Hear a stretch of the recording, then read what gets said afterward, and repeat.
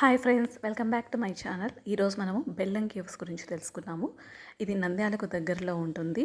ఇది ప్రకృతి సిద్ధంగా ఏర్పడిన ఒక కేవ్స్ అనమాట.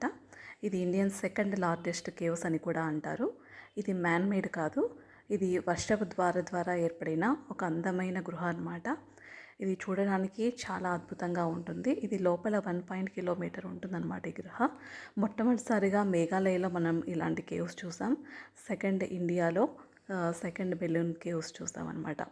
దీన్ని మొట్టమొదటిసారిగా కనిపెట్టింది 1884లో రాబర్ట్ బ్రూస్ అనే వ్యక్తి, దీన్ని ఆంగ్లేయుడు కనిపెట్టడం జరిగింది. ఇది చాలా బాగుంటుందన్నమాట. ఒక్కసారి తప్పకుండా మీరు కూడా విజిట్ చేయండి. ఒక అద్భుతంగా ఉంటుంది. అసలు చూడడానికి లోపల కూడా ఎంత అద్భుతంగా ఉంటుందో.